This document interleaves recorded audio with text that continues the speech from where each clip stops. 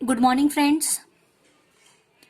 We are studying the subject auditing, chapter number 2, checking, vouching and audit report. ठीक है. So in the last lecture we have discussed about vouching, vouching in cash book, debit side and credit side. Right. Now we are going to study verification and valuation of assets and liabilities. So assets and liabilities का verification and valuation कैसे होता है, मतलब auditor कैसे करता है. ठीक है. So one of the duties of the auditor is to verify that assets and liabilities appearing in the balance sheet of the company actually exist. जो भी एक्चुअल में एग्जिस्ट है वो एसेट्स एंड लाइबिलिटी जो बैलेंस शीट में company prepare करती है, तो वो एसेट्स एंड लाइबिलिटीज देखना ऑडिटर की एक one of the most duty होती है, one of the most important duty होती है. ठीक है. सो इफ द एसेट और लाइबिलिटी डज नॉट एग्जिस्ट, अगर एसेट एंड लाइबिलिटी अगर वो उस टाइम पे नहीं है, मतलब अस्तित्व में नहीं है, so the auditor will be held liable. So auditor की ये जवाबदारी होती है. ठीक है. Auditor will be held liable. So verification is one of the important parts of the audit process. So verification is one of the important part of the audit process. So the verification of assets include the following.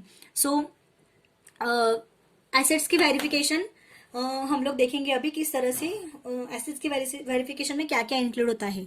So verifying the existing of assets on the date of balance sheet, मतलब existing of asset मतलब क्या, उस date पे वो asset वहां पे है, exist है. ठीक है. उसका लाइफ है. ठीक है. So insuring they are free from charges, कि वो चार्जेस से फ्री है.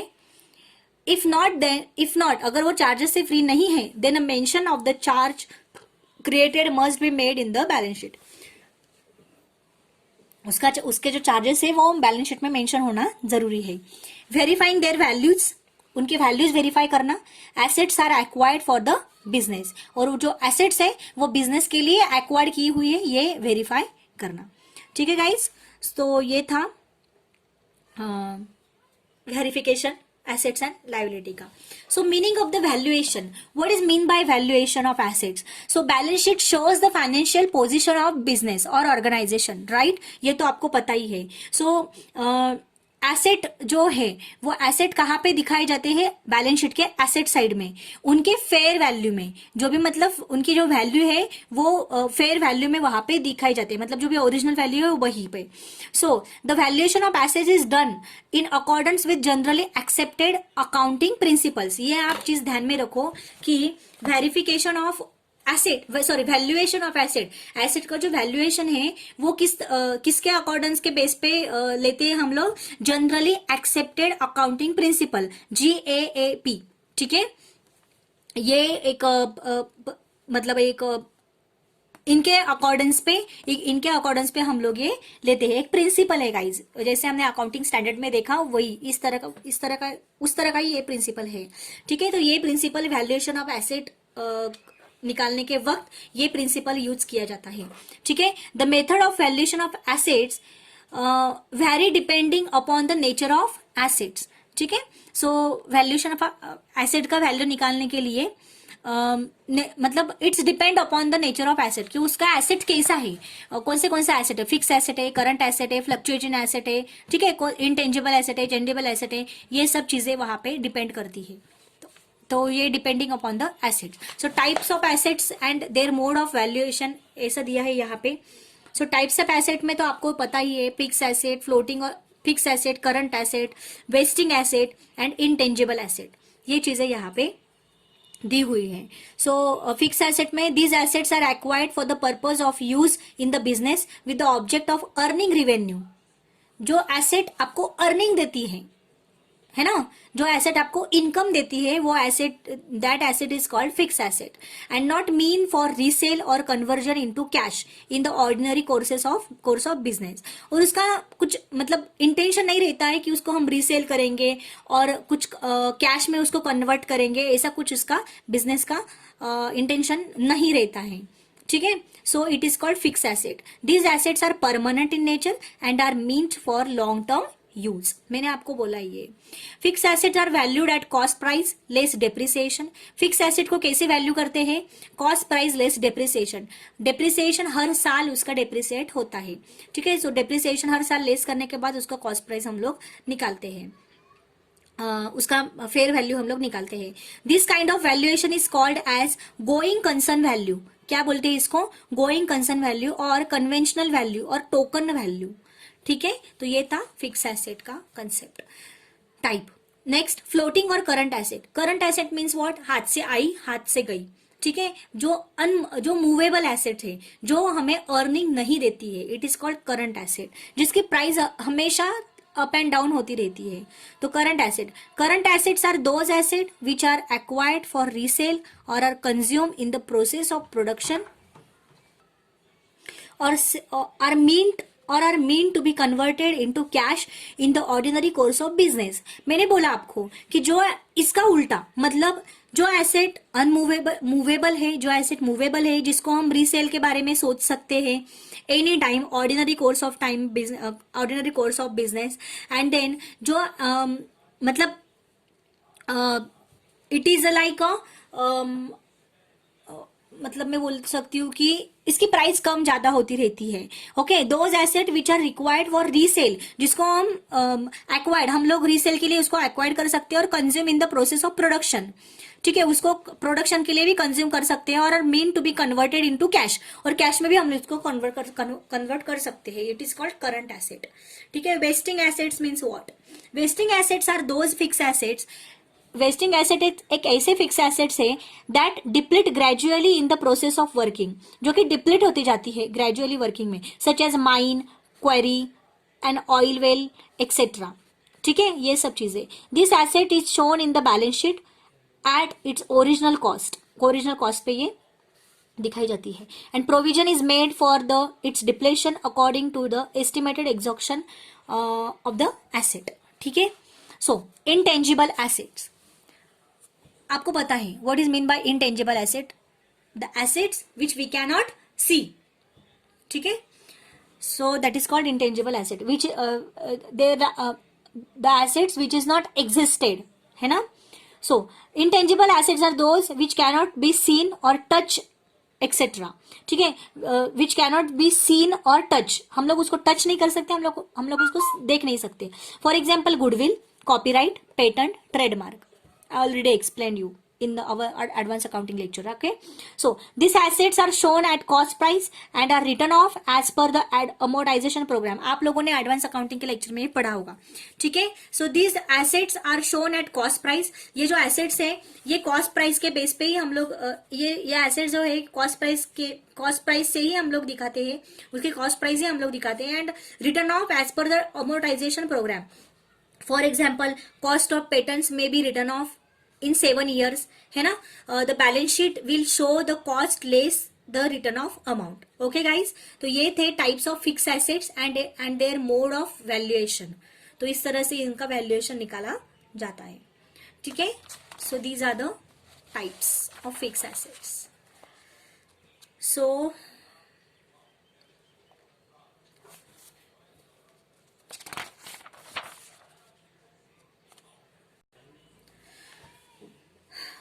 the audit procedure to be followed by an auditor for the verification of some of the fixed assets is given below, ठीक है।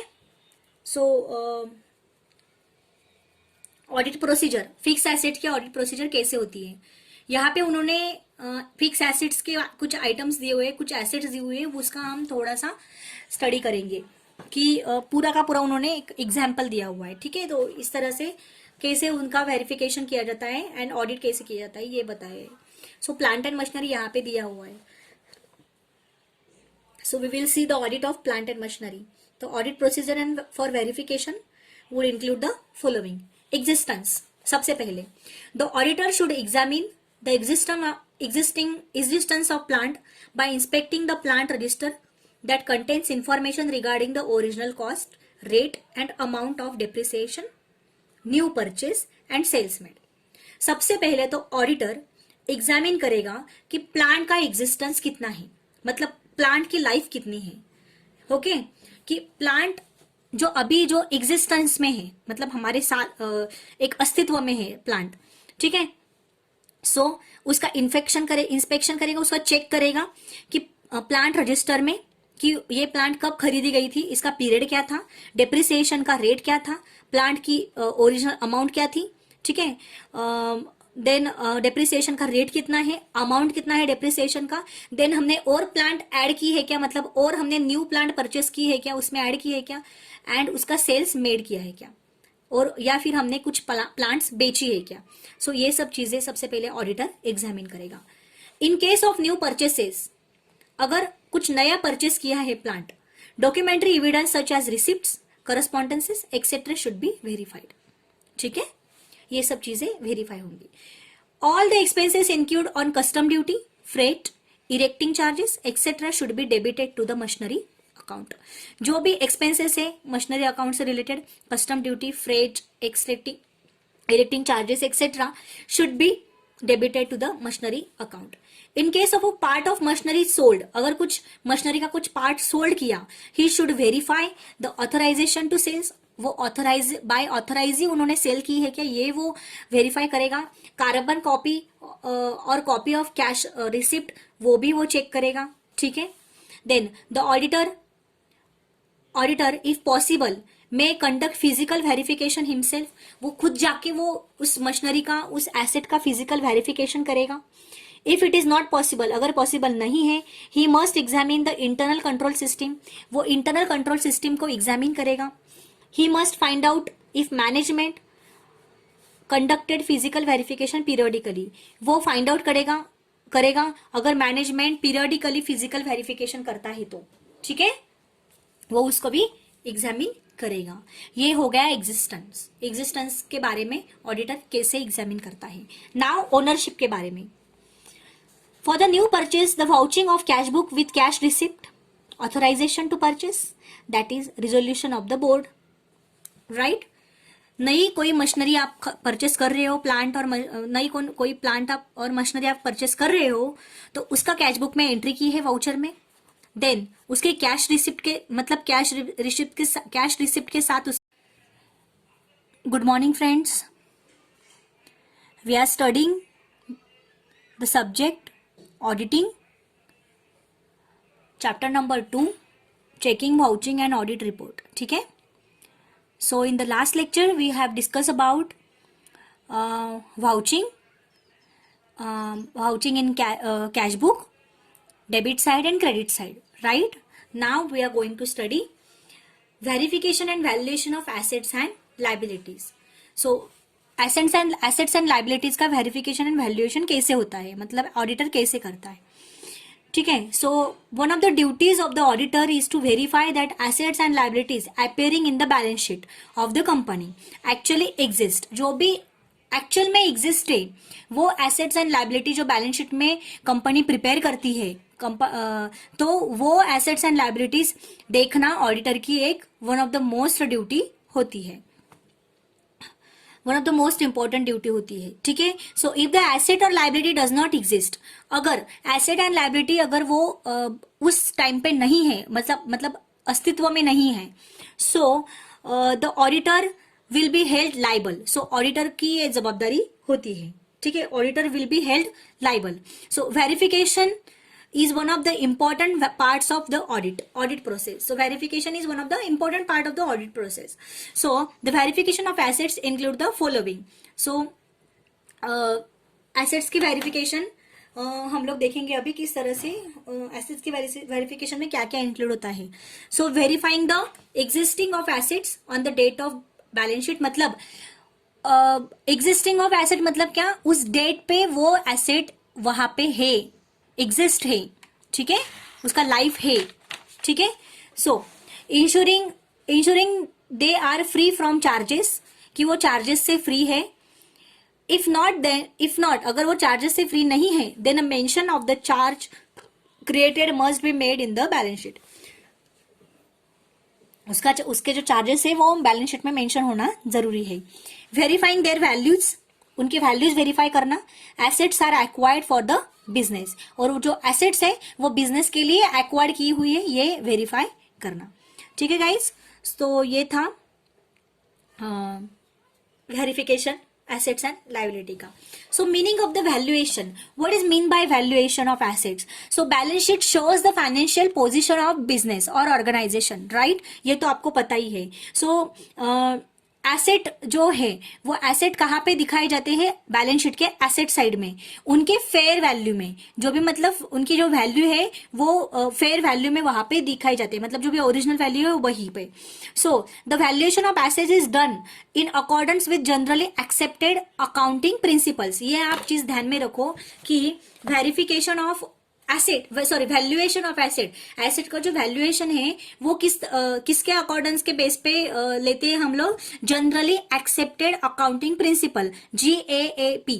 ठीक है, ये एक मतलब एक इनके अकॉर्डेंस पे हम लोग ये लेते हैं. एक प्रिंसिपल है गाइज, जैसे हमने अकाउंटिंग स्टैंडर्ड में देखा वही उस तरह का ही ये प्रिंसिपल है. ठीक है, तो ये प्रिंसिपल वैल्यूएशन ऑफ एसेट निकालने के वक्त ये प्रिंसिपल यूज किया जाता है.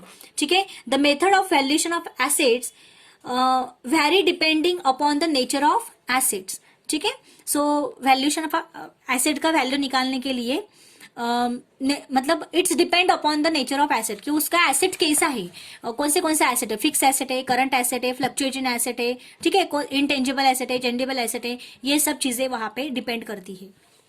तो ये depending upon the assets. So types of assets and their mode of valuation ऐसा दिया है यहाँ पे. सो टाइप्स ऑफ एसेट में तो आपको पता ही है, फिक्स एसेट, फ्लोटिंग और fix asset, current asset, wasting asset and intangible asset, ये चीजें यहाँ पे दी हुई है.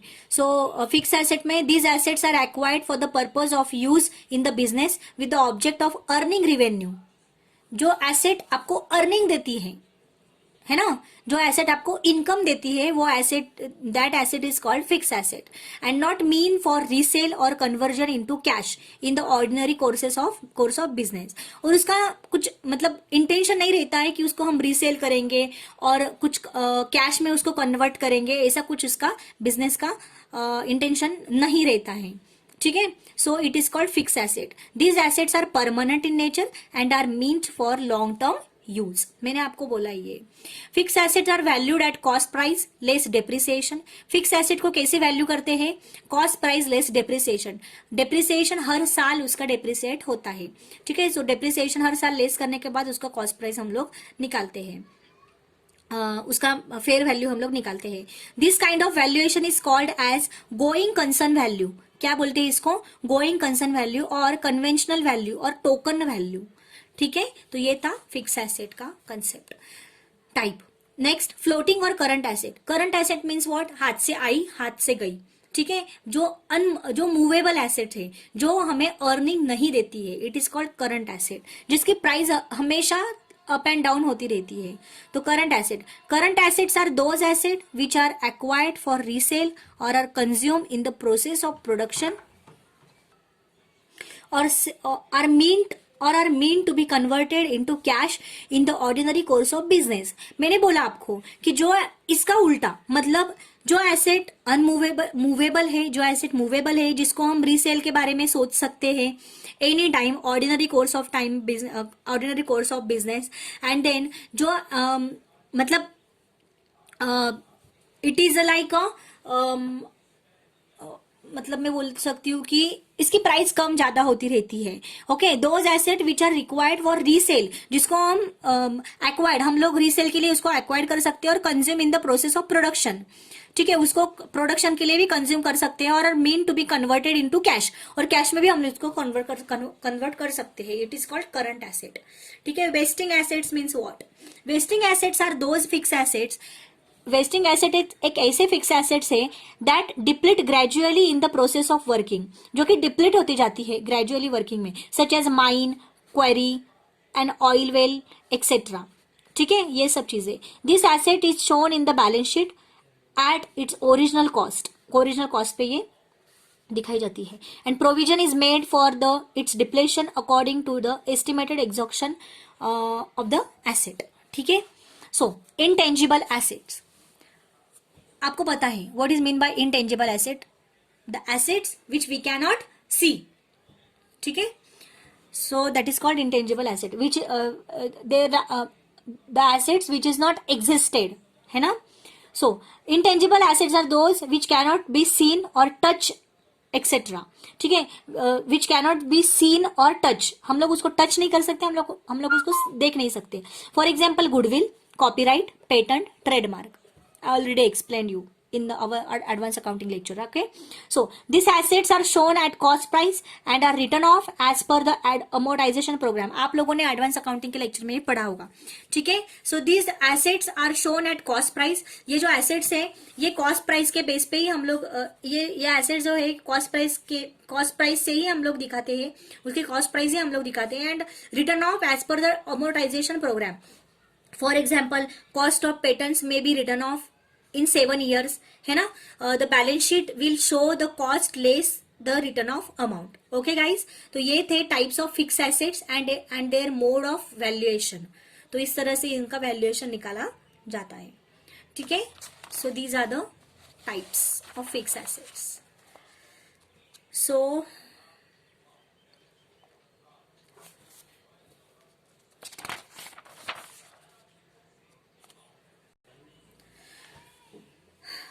the audit procedure to be followed by an auditor for the verification of some of the fixed assets is given below.